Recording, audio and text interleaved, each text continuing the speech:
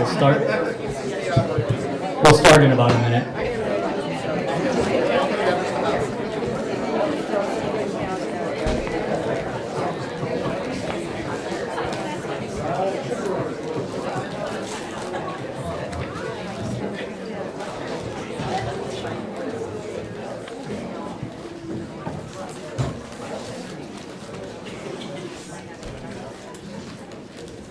Good morning, everyone.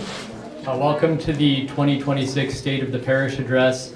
I am Kerry Keene. I serve as Congregational Vice President.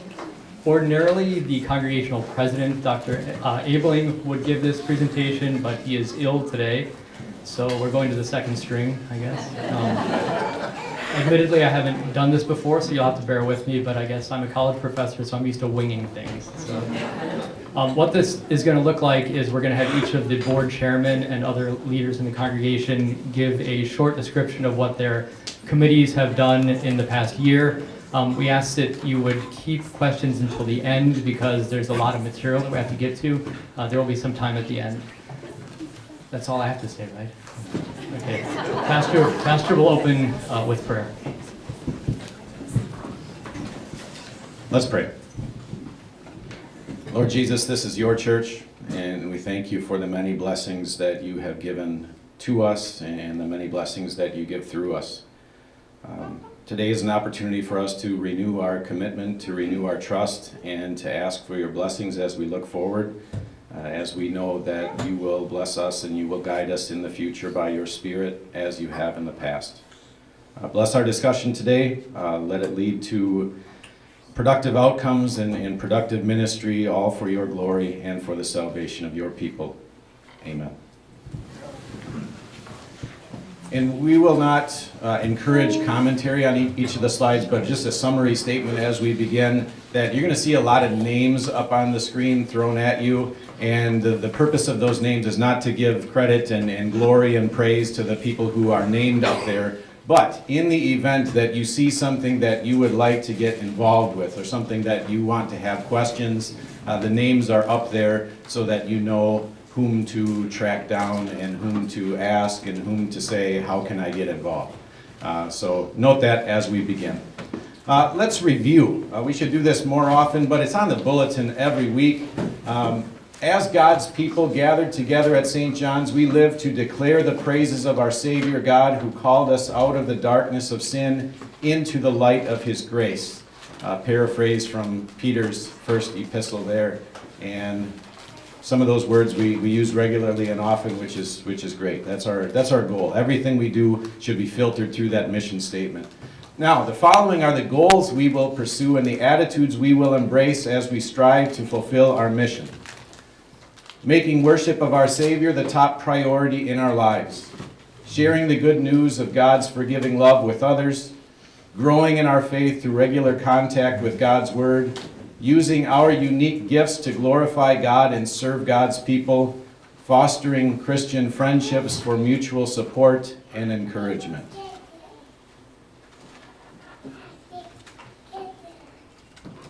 Any of those that we should get rid of? I don't think so either. So let's note that and see if there's ways that each individual can strengthen our involvement, and that makes us stronger as a church. A 10-year picture, some numbers here. Communicant membership down about 15 in the last 10 years. Congregational baptized membership down a little bit more than that. Average weekly attendance also down. But as we will see, trending back up. So you see the baptized membership there, the confirmed membership, and then the weekly attendance in person trending upward, which is a great sign, especially in this day and age.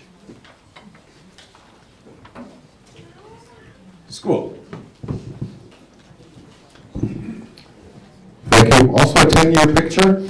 Right now, 185 elementary school children from grades K to 8 walk through our doors each day and give us an opportunity to share the good news of God's love with them and their families. You see that's down from 2015, but up about 10% from where we were a few years ago. So we bottomed out at COVID around 160 in grades K to 8, and we're coming back up 185. Our largest grade grades 1 through 8 class of 28 will graduate this year. The rest of the classes are pretty much around 20, a couple lower, but around 20, except for our current kindergarten, which has 30. So we plan to build again from the bottom up over the next few years. ELC, you see it's up from 2015. We did add an extra level there of 2-year-olds. We also added a second 3-year-old, a second 4-year-old classroom in the past few years. So you see our total enrollment pretty much the same as it was 10 years ago. This chart shows you the same thing, and you can see the trend from the last 4 years, 2021 through 2025, kind of a climb again. The scale is pretty small, so it's hard to see the 10% increase, but about 10% from those last 4 years is where we see our ELC, our elementary school growth. And the ELC bounces around a little bit. A lot of that has to do with people during the summer changing plans. They may sign up in the spring, but then end up not coming in the summer. We had a bunch of those this year. So we're trying to find a way to kind of normalize that, get around 115, 120 per year.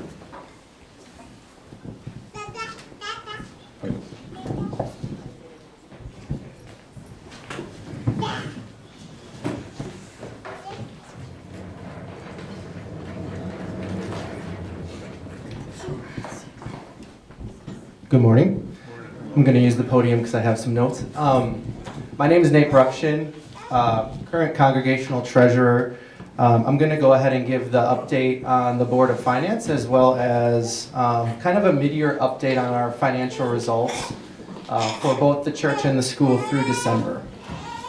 You'll see on the screen here the current members of the Board of Finance, chaired by Eric Zipp, Carrie Keene, Congregational Vice President, Dave Oas, Dan Markgraf as the school principal, and then 2 at-large members, Clint Robbie and Scott Rivers. So that's the committee overall. As was mentioned at the beginning of the presentation, we're going to hold all questions till the end, but I'm happy to answer any detailed questions as they may come up at that point, once we reconvene at the end for questions. So just a quick reminder or overview on the budget process here at St. John's. So as a reminder, our fiscal year runs from July 1st to June 30th. So we're currently about halfway through our fiscal year 26. All the numbers that will be presented in this presentation are as of December 31st. There's no January results in there, since we don't close our books until about halfway through the following month. So as a quick reminder from the annual budget presentation that was approved by the voters back in May, June-ish timeframe, our annual budget for the current year is about $3.3 million. That's both from a revenue and an expense side. So that's what we expect our approximate cash inflows to be, as well as our approximate cash outflows to be for the year. From a revenue perspective, you'll see here there's really 4 key buckets of funding sources that fund all the operations and mission work that we do here at St. John's. The first is member contributions, so that would be congregational giving. That's unspecified for a specific purpose. So that's the members that, or the donations that you give in your envelopes that the church can use for all funding needs.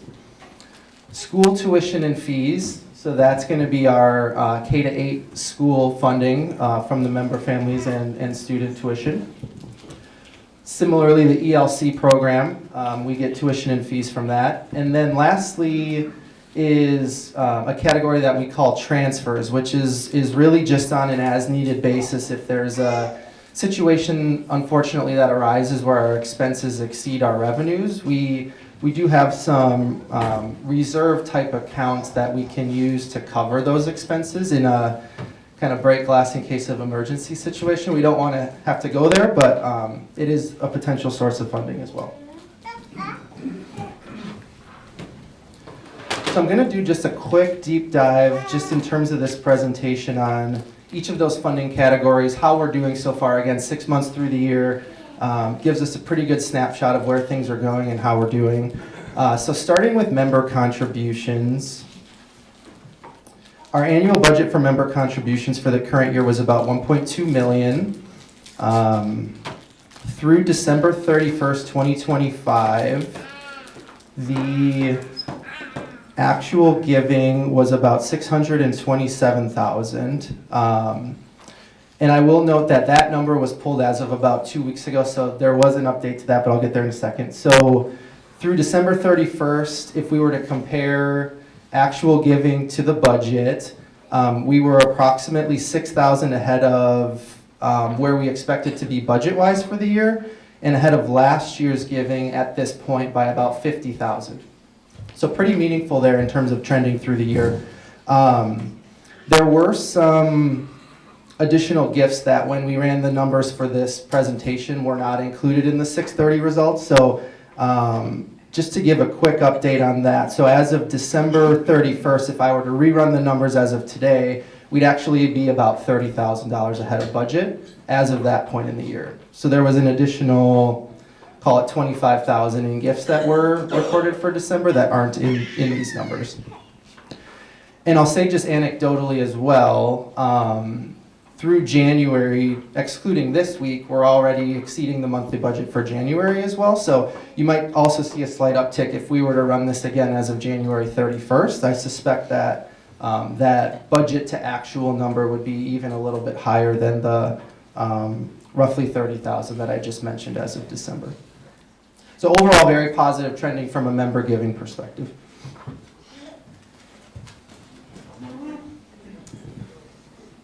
School tuition and fees. So this is a very difficult number to budget for, as you can imagine. We have to project out what do we think enrollment will be, what do we think head count will be, where do we think the school choice application process is going to land.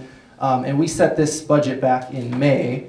So there's a lot of moving parts there as we're trying to estimate what we think tuition is going to be for the year from an inflow perspective. But just as a quick recap again, we budgeted about 1.5 million for school tuition and fees, and this is just the kindergarten through 8th grade. This does not include ELC. In the current year budget, we assumed about 40,000 for international students and roughly 66 school choice students.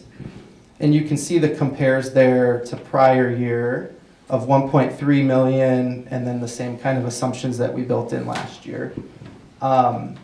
So again, through December 31st, what we're seeing in the numbers is that we're approximately $2,500 behind our budgeted expectation for the year. Now, when you're on a $1.5 million base, that's pretty close from a budgeting perspective. And there were some puts and takes there. I think enrollment was maybe down a couple students versus what we thought it would be, but then there was a pickup in the number of school choice scholarships. So you had some good guys, some bad guys, but we're kind of netting out in approximately a flat position here for school tuition. Financially, yes. all good guys from a school perspective, yes. Numbers jargon, sorry. All right, moving on to ELC. So our annual budget for ELC, $577,000. Again, this is another difficult one to predict with all the different rooms and the number of students, and a lot of, in the ELC program especially, I think there's a lot of applicants and people that perhaps get accepted, but they may get accepted into different ELC programs, and it's hard to pinpoint where the actual enrollment number is going to land come September when we do this in May. And because of that, you'll see that our budgeted amount year over year, we expect it to go up from about 529 to about 577. We're actually seeing a bit of a shortfall on ELC revenues through December of about $20,000. And that is driven primarily by reduced number of students compared to where we thought it was going to be when we did the budgeting projections back in May.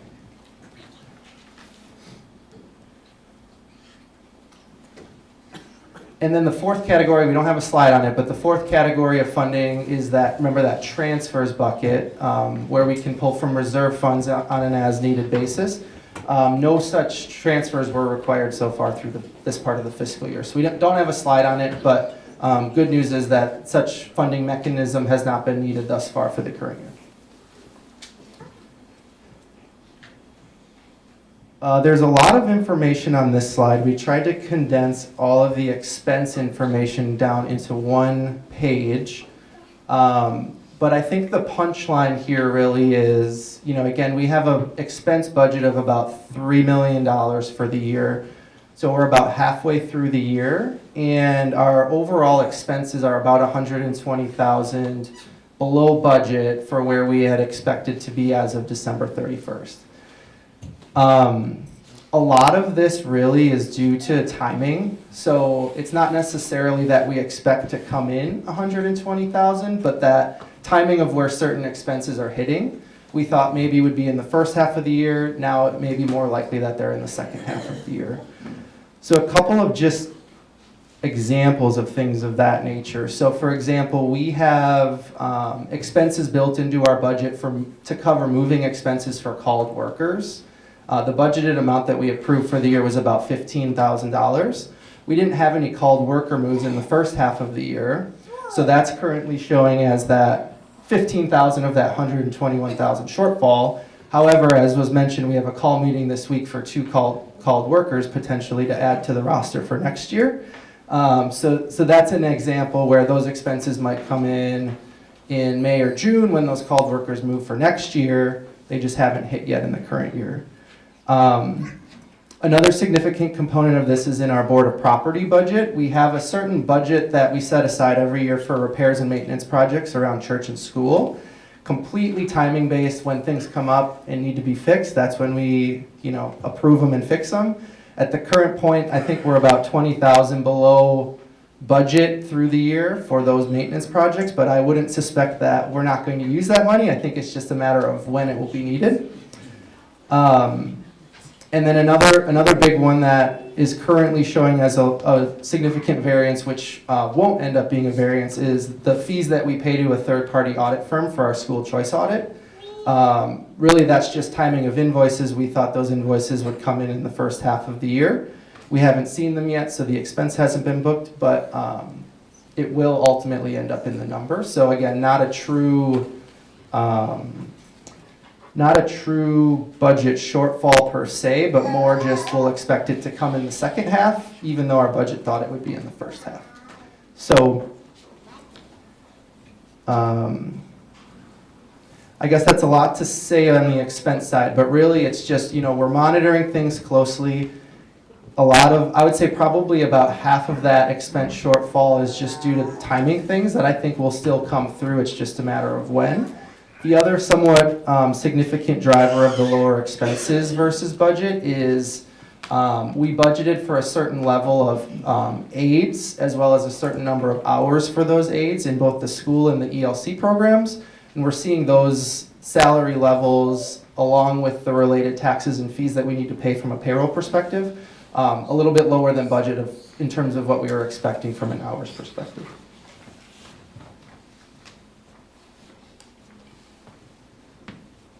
That was a lot of detail. I think everything else has been covered. Each of the boards that will present today have a budget for things that they need to spend money on to perform their work. Outside of what I mentioned with Board of Property and Board of Elders, essentially all the other boards have been performing in line with their budgets through December 31st, which is great.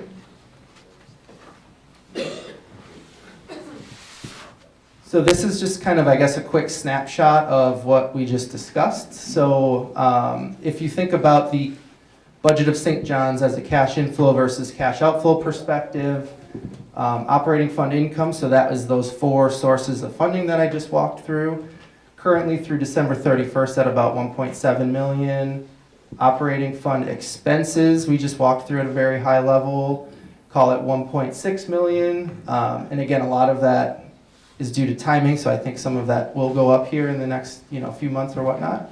But as of December 31st snapshot gives us a net revenue over expenses of about $150,000.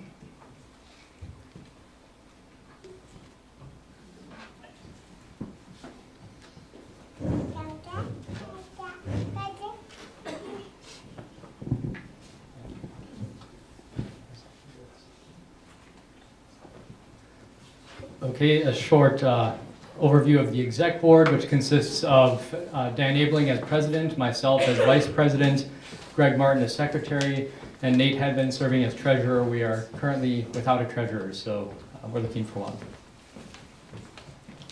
Some of the blessings from 2025. We assisted the pastoral staff this summer. I'm just going to read this. The pastoral staff this summer in onboarding our new vicar, Vicar West. We worked with the Board of Finance to explore various financing options for our campus expansion project, and we moved forward with the tax-exempt bond financing. We also moved forward with MSI General and started phase 1 of our campus expansion project, the school construction. I think John is going to talk a lot more about that later. And then looking forward to the upcoming year, we're planning to call, as was mentioned by Nate a moment ago, call a second first grade teacher and a discipleship pastor, continue to support our school construction, and assist in planning for phase 2 of our campus expansion project, the church construction. That's all for my report.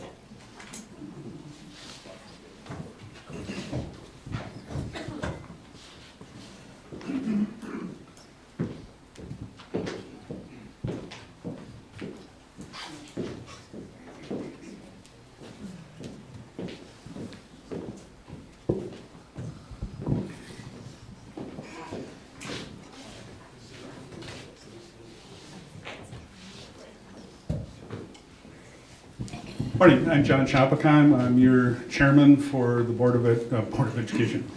I was educating, Board of Elders.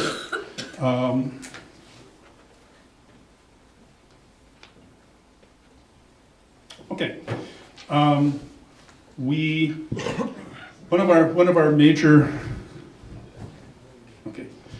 our major emphases this past year has been supporting the pastoral staff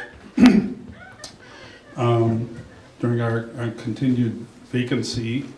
Want to make sure that they have enough time and they've been able to do well with both family and their church responsibilities. Pastor tells us they're getting along adequately, if not ideally. So we're looking forward, I'm jumping ahead, we're looking forward to the Lord blessing our call with a discipleship pastor. We have had a very successful vicarage. Nate West has been terrific from every marker that I've been able to see. We did restore the traditional bylaws structure of the board, and it may have reflected itself in what seems to be a little bit of an accelerating worship in person attendance, which we're very grateful for. And actually, as part of that, one of our members, Phil Thiesfeld, has taken it to connecting with our people in the our young people that are off in college that oftentimes can get forgotten by us because they're not here. So we've made an attempts to outreach to them. We've addressed volunteer needs, specifically in ushering and the altar guild, and we can go over to the next one. We want to grow up the numbers in our various volunteer efforts, continuing to grow our usher and guild volunteers. And I'd like to put in a special plug for the choir. The numbers are slowly getting smaller and smaller, and we've got some wonderfully talented people up there. I happen to be one of those people, but I'm not one of the wonderfully talented ones. So I can assure you that if you enjoy music, if you enjoy singing, we'd love to have you up there. It's a very, very, very cohesive, very, very, very fun group. We're going to resume the call process shortly. Well, actually, this coming Tuesday. We're going to enjoy the remainder of our vicarage, which will be through the end of June. We're going to continue chasing after our long-term inactive members, and like I said, I'm glad to see the success that the Lord has blessed our efforts with coming up to today's day.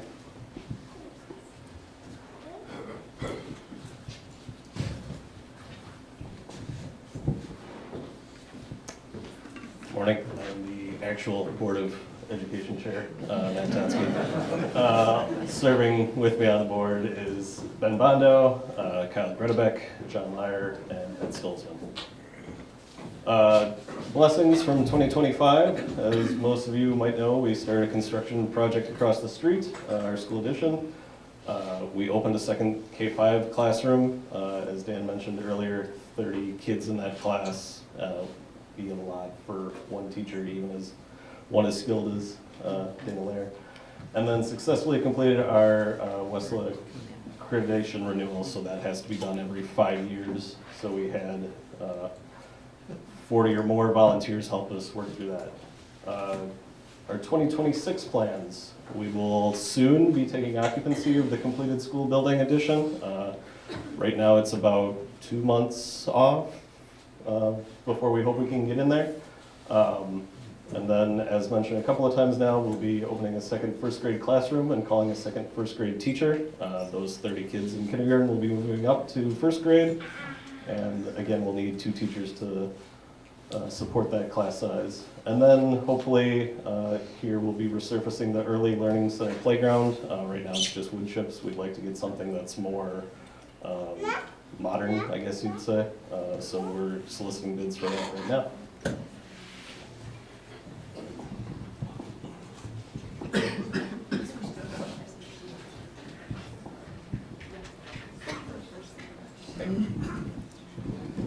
Good morning. My name is Robert Hargis. Today I'm representing the Discipleship Committee.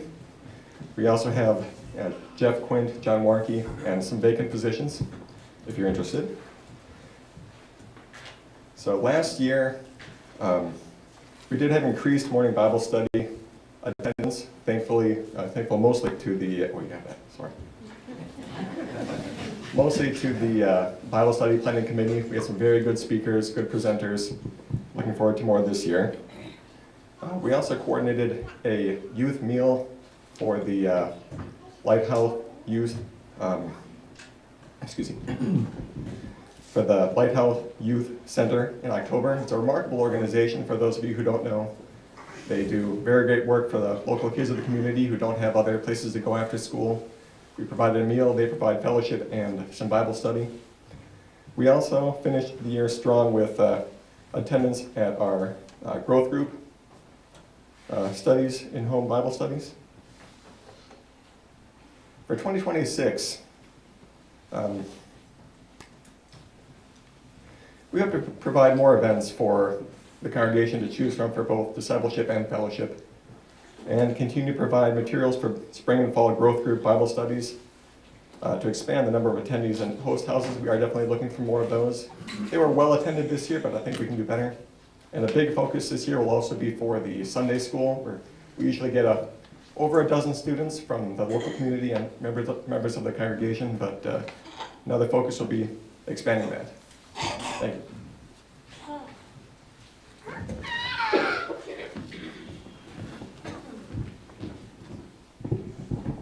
All right, thanks. I'm Jonathan Cox. All previous Board of Outreach members are back for another year, plus Tony is new.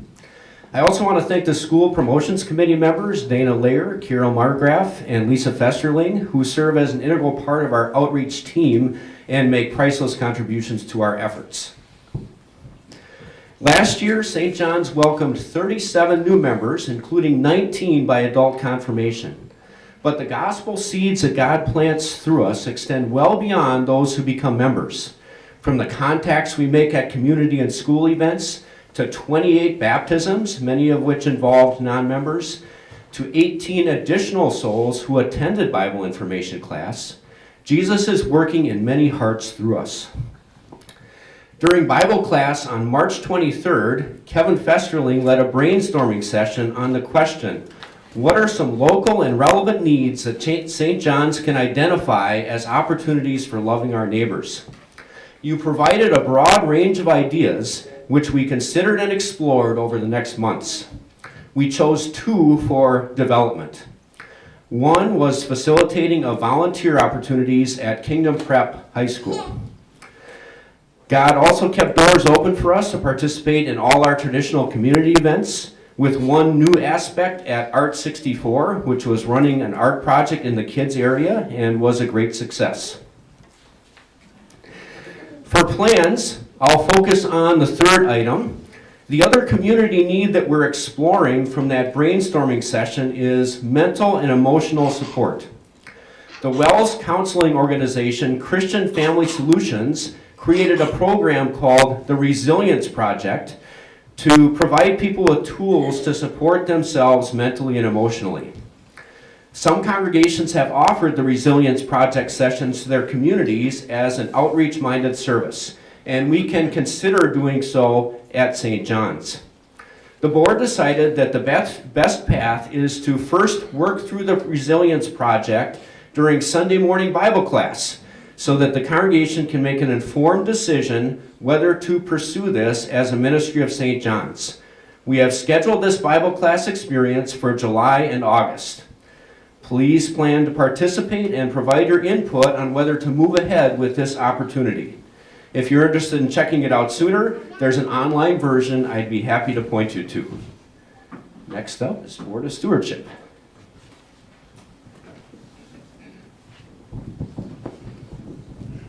And I'll fill in today. You can see the Board of Stewardship there, Kevin, Don, David, and Mike. 2025 blessings. Presented information on various giving options to St. John's members. Helped execute the inaugural Blue and White Night. Shepherded the final year of the Declaring His Praises capital campaign. Looking forward to 2026. Begin the next 3-year campaign. You'll be hearing more about that soon.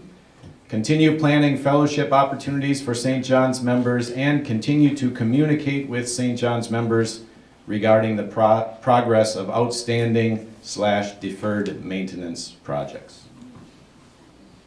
Also fill in for Lyle. He couldn't make it today. He's our properties coordinator.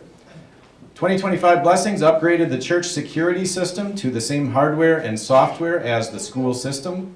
Upgraded the campus server network security and redundant data backups, and completed tuck pointing of large areas of the bell tower that was needed. For 2026, utilize storage areas at both church and school more efficiently, new space to work with. Review various contracts to ensure that St. John's is receiving services in a cost-efficient manner. And finally, secure the church IT area.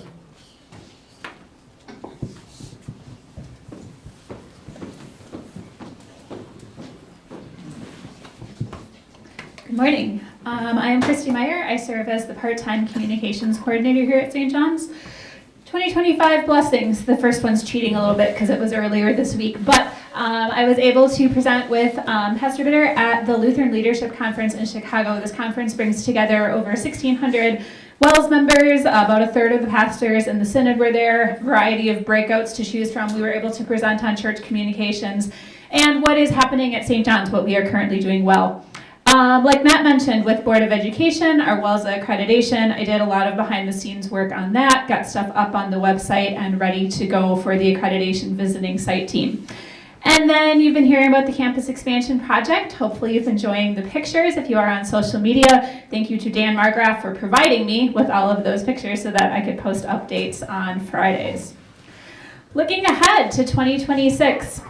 Once again, you'll be hearing about the next capital campaign in just a little bit. Looking forward to coordinating communication. Last time we hired a outside consultant. This time we are doing it in-house. So looking forward to doing some of that. Playing around with video. Always looking to do a little bit more on social media. We'll see where video goes. And then just the last one that is fun, continuing to tell various St. John stories through our communication channels. I kind of mostly know what's going on, but if you have something to share, please let me know. I'd love to hear it, and I'd love to get it out there and share it. Wow, Chris, that was good. Brevity's not my strong suit, so we'll have to see how we go here. Building committee update, a lot of names on this. I'm not going to rattle them off here for you. But one thing that did prompt me when Kerry was going through his exec board, I do want to remind folks here that we, the building committee, do report into the executive board. I don't know if that has been made clear over the few presentations I've done over the years on this, but we are a subcommittee of the exec board with their oversight, which is why you saw some references to the phase expansions there. So I wanted to make that clear for sure. But again, thanks to all these folks for all their continued effort. We are basically trying to address the needs of the congregation, again, through the early learning center space, additional parking, expanded restrooms at church here, church office space, and of course the narthex expansion. School design overview, high level. It's been fairly self-evident that the school has been progressing along quite well through Christy and Dan's efforts for publicizing that. So again, you can see pictures and videos, a lot of real creative stuff there. But essentially what's happening over there is, we're expanding. We're adding classrooms, dedicated spaces for music and science, large motor activity space, AKA the rubber room is what I've been calling it. And of course, extended space for mornings with mommy. And of course, parking is also a part of the factor as well. This is really exciting to show. As been referenced a couple of times, we are in the home stretch of the school project, where we're making progress here. And again, we are working towards a March goal for occupancy, so we're a mere couple months away.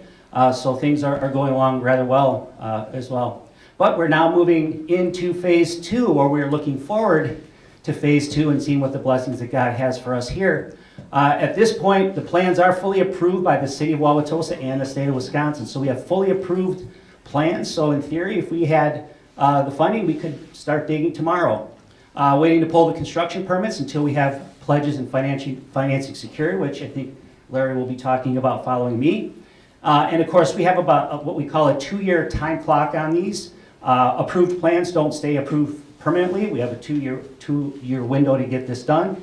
And again, make prudent financial decisions to do so. So that is our goal.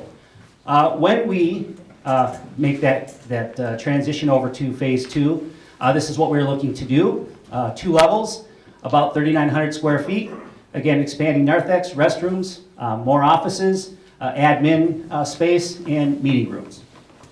Also, outdoor courtyard and additional sidewalks and building access. And we're going to look to raise the parsonage for expanded parking. So you can see here, we're going to 32 to 58 stalls. Real important things, handicap accessible, improved traffic flow, and dedicated drop-off area. For those who probably tried to navigate the parking lot on a snowy day, we know how important that truly is. This is where I am going to slow down. We are in the process right now. As a matter of fact, we have a meeting, I think it's this week, with MSI to talk about this. So in preparation for transitioning from the school project into the church project, we are currently going to review a quote for the parsonage removal. So that literally is going to be starting to be discussed this week. We have a bid in here, or a quote in here, for about $362,000 to do that. And I want to kind of clarify what the scope of that quote is. If you see there in the bubble, essentially that is where the parsonage building is currently. So we're talking about demoing the parsonage, which includes all of the utilities and all the things that have to come out with that. Removing the driveway and the stairs, so all the concrete that supports that. And then excavate to parking lot level. For those of you who come into the parking lot, you will notice the parsonage is up several feet high. That would actually be removing the building and grading down to roughly the parking lot level. Okay, that's a very important consideration. And then rebuilding the retaining wall. So essentially, as the retaining wall is in the far back corner, because we would be raising or bringing down the grade, we would complete the retaining wall along the neighbor's side yard. In addition, adding the fencing and landscaping that is required by the city as well. So essentially, we would be finishing off the whole entire parking lot area, but that would still stay at gravel or some kind of prep. And then, of course, patching the curb and sidewalk, that would be as a result of that. So that is kind of what we're talking about for next steps. Larry.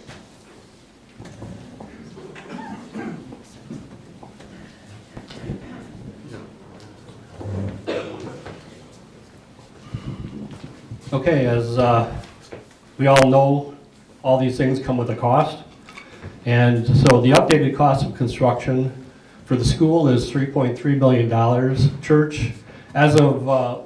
Church costs were as of last February, so this has to be updated. We're hoping to get some updated numbers from MSI Tuesday, John? No. No, okay. Not the full, just the rate. Right, okay. So grand total of $6.8 million. That school estimate, that's pretty locked in. I don't foresee there's any major changes to the cost of the school. We've had a couple of change orders that came through. So we're at $3.3 million for that. Church is at 3.5, 3.6, but that's likely to go up because that does not include, another year's cost increases of anywhere from, who knows, 5 to 10%, as well as the fact that there was some change that were required by the state permit that requires exterior egress from the extension. So that's probably another $50,000 to $75,000 for that. So overall cost is about $6.8 million and probably upwards from there. So the Board of Finance and the Finance Committee, just as we all have to do when we buy our houses or build a house, you have to come up with a financing plan. You have to come up with what's livable for you. You decide what type of mortgage you can take out and what type of monthly payments you have to make. So when we looked at this, the Board of Finance determined that $21,000 a month was the cap of what we thought was appropriate for a monthly mortgage payment. And why is that? Because it will likely take multiple years to pay off this mortgage. Interest rates may be higher as we go through the mortgage. Our mortgage rates are probably going to be reset for the school right now. It's going to be every 5 years. For the church, it could be anywhere from every 3 to every 5 years, depending on how we finance it. And paying off debt isn't fun or exciting. Everybody gets excited about building something new, but when it comes to making monthly mortgage payment, that's not as fun. So we decided that $21,000 a month was an appropriate amount. And so if we look at what the church cost estimate is, again, this is a year old. Currently, we have cash on hand of approximately $1.8 million. So we've got a cash shortfall to do the church construction of about $1.7 million. For our financing at school, we took out tax-exempt financing. So we're going to finance the 100% of the school cost with tax-exempt bonds. So at $3.4 million of school cost, our monthly loan payment will be approximately $18,000 a month. So that leaves us with about $2,800 a month that we can use for financing the church. How do we get there? That would give us approximately $400,000 of loan that we could take out to finance the church construction, leaving us with a total cash shortfall of approximately $1.3 million. If you look at the total picture, our rate at church, we're assuming 6.75% interest. Our school tax exempt rate was only 4.71%. That's the beauty of that tax exempt bond. We get a much better rate, and that's why we decided to maximize our loan on the tax exempt bonds at the lower rate and put the excess cash we have on hand towards financing of the church. So our total cost of $7 million approximately. Again, we've got cash on hand of $1.8 million. We'll need an additional down payment of approximately $1.4 million. And that will allow us to finance $400,000. And when we come down to it, that monthly, at $400,000, we had a monthly payment of $2,763. That combined with our school financing comes up with $20,909, staying within our goal of $21,000. That is the financing update as of today.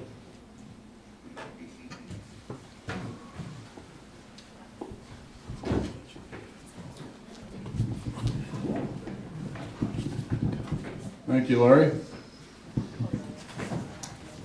So, I am Mark Nauman, and I have the pleasure of serving as co-chair along with Clint Robbie for our Declaring His Praises campaign. So, you've heard a lot of numbers, a lot of dollars involved, and how do we pay for this? We pay for this from all of us, participating in response to God's love. So, the current campaign, which actually closes this coming Palm Sunday, it was a 3-year pledge, and we received pledges of $1.45 million over that period of time. As of January, we received $1.87. We still have about $84,000 that we expect to be received yet from those pledges by Palm Sunday.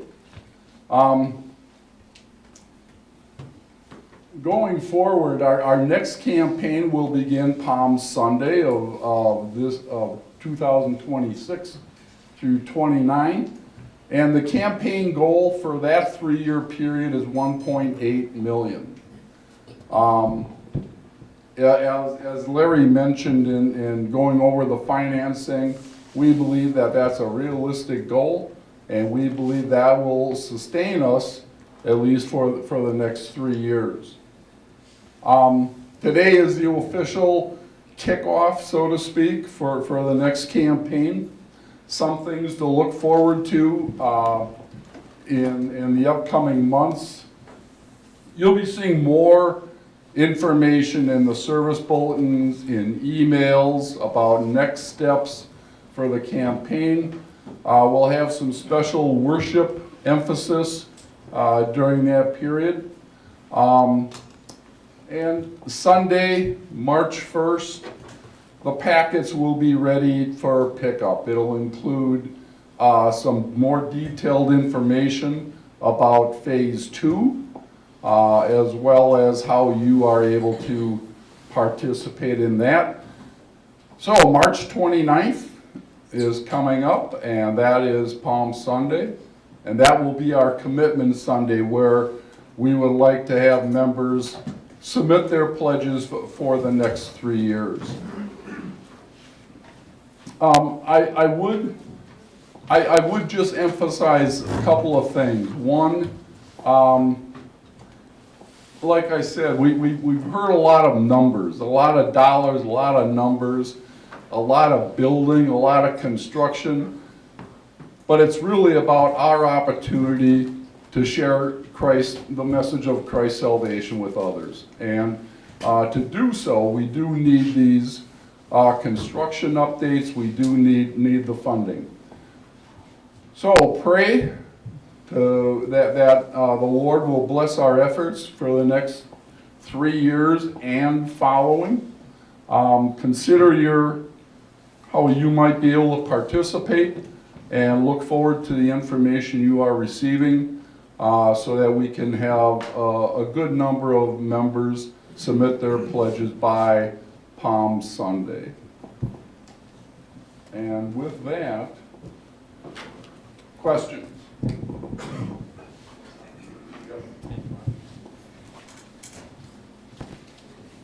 I guess that ends the report section, so we have time for questions. If you'd like. Does the weekly church attendance include people watching it online? Does the weekly church attendance include people watching at home online?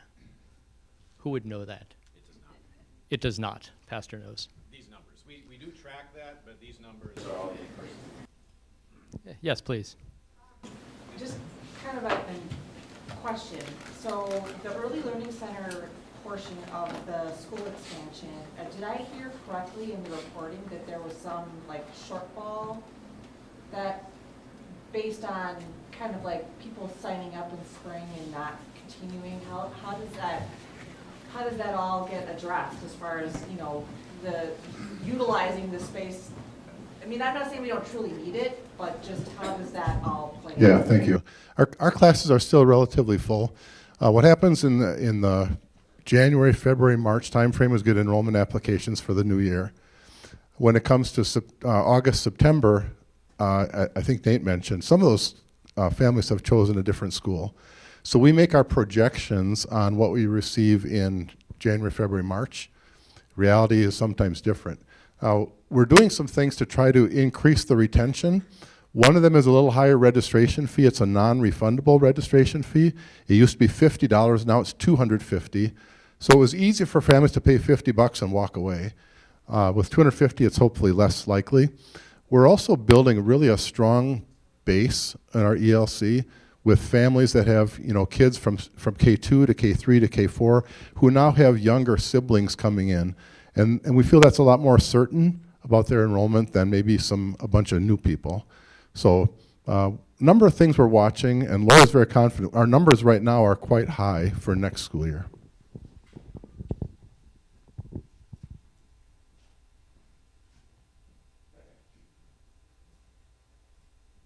Yes, please. I have a comment really more than a question. As far as discipleship and St. John's Bible classes, we have a Thursday morning Bible class, 10:30, and when I started going 6 years ago, there were usually 10 to 12 people. Now there are usually over 20, and it's just a really great Bible class. Right now, Pastor Schrader leads it, and we study books of the Bible in depth, but we are usually and often able to get Pastor a little off track if we want to, and talk about just issues that are on our minds and back and forth with him and with each other. It's just a really great opportunity if you now or in the future have Thursday mornings available. Thank you. A plug for the Thursday morning Bible class.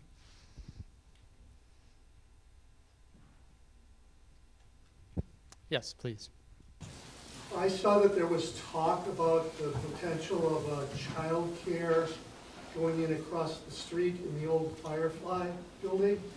Are we aware, or do we know anything's going on with that? Question about a potential childcare going in across the street at the Firefly. Yes, we are aware. It's a Spanish immersion childcare. We don't think that's our clientele, so it hopefully won't impact our numbers. What it will impact is traffic into and out of the village, and it's already tight, it's already difficult. So that's what we're monitoring probably most of all is the traffic. And by the way, not that I'm praying for anybody to fail, but they're probably going to spend a lot of money fixing that place up, and if they don't make it, maybe they'd sell it cheap in a few years. I don't know. There's that. Yes, please, Mike. I've got a comment and a request. First of all, we are really blessed with wonderful board members. And so I thank all of you. We have been for many years, and you guys do a great job. I do have a request as well. I guess I really want to acknowledge what's going on in our country right now, and I'm going to ask all of us to pray for our country. I want to ask us all to pray, to restore some peace and unity in our country. I think that's number one. Number two, I'd like us all to pray for the people of Minnesota and Minneapolis and what's going on. Those people are under unbelievable stress. I have family and friends there. I mean, Lois and I both do. They're undergoing tremendous stress and mourning there, so I'd like us all to pray for these people. And lastly, I'd like us to pray for, the leaders of our government, the leaders of Minnesota and Minneapolis, St. Paul, that they make, God-pleasing decisions going forward, to restore peace. At any rate, we're a church body, and I think that this is really important, and so I felt it needed to be acknowledged for what it's worth. Thank you. Yes, please. That budget line of $39,000 for international students, how many students do we currently have, and are we looking to continue that program? Thank you. Because of 28 in our 8th grade class, this was kind of a year where we didn't want students. We normally have them for 8th grade. We're back to a lower number in 7th grade. This year we have 1, and that's what that number comes from. We also have a 2-week camp of international students coming in February 1st. They'll be for 2 weeks. We have 3 students coming for that. Yeah, 3 students and a leader coming for that, and that's a little bit of revenue there also. But that's 1 student, 39,000. Yes. What Mike Leeson was just saying, I'm just wondering, what are our procedures for security when services start? I know other churches have decided to lock doors after services start, so I was just wondering what our procedures are and who's watching the doors, when service starts. Okay, the question is about security during church services. Who's responsible for that? Are there any plans for that? I guess the usher teams are under the authority of the Board of Elders. Is that right? So I don't know if you want to comment to that. I know we used to have training sessions and had a police officer come in at one point and give training. Are there any new procedures or new things we should know about? Procedures, obviously, with what we've experienced over the last week or 10 days, I don't know if we have addressed it, something as intensive as was in City's Church up in Minneapolis, St. Paul. I've actually talked a little bit about this already, and I think that we're definitely going to look into this. Yeah, I know serving on an usher team for many years, we have, there are procedures that we have. For instance, we unlock the door, I'm turned around, the door on the north side of the church at the beginning of service, but then we typically, part of the way through the service, we lock that door up. And then the usher teams typically do a walkthrough of the building, come down here, walk through all the rooms during the service, and come back up, just to make sure there's no, people milling around that shouldn't be here, that kind of thing, or things we should be alerted to. But yeah, so, but there has typically been some kind of usher training about that, but that's maybe something we should revisit again. So, yes, Dana. Something that I'm glad the usher team knows, has a plan and what to do, and we should probably stay on top of all that. But how do we as a congregation, our people know what to do? Or is that part of the usher training to, in the event that something does happen, and God willing it never does, panic sets in and you've got a congregation full of people, how do we know what to do? Is there something that the ushers could do to inform us on what the best? Yeah, so the question is about whether or not the ushers have been trained in ways to direct people during the service in the case of some event, what people should do. Do you want to address that, or? This is a work in progress. Yeah. This is a new thing. We have not experienced in this country, to my knowledge, an assault on a church service on a Sunday morning. And this is brand new, but I assure you, we are going to address it.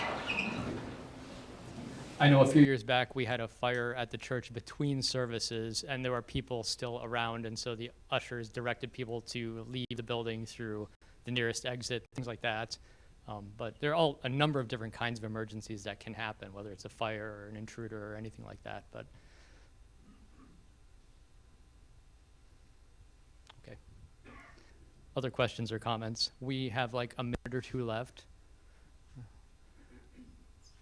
I'm sure if you have some questions that you might have that you didn't ask now, you can find one of the board members and ask them at another time. But we should probably watch the clock here. Do you want to? Last question. Last questions.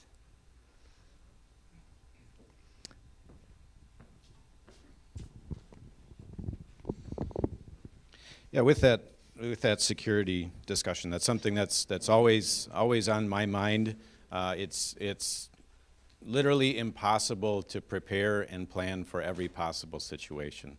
I'm just grateful we have people who are in those official roles, and then we have people who are in unofficial roles who those are times, whether it's a medical emergency or a security issue, a visitor that we didn't expect or might not prefer being here. grateful that we have people who have been given wisdom to deal with that. And those are the times when leaders step up and lead.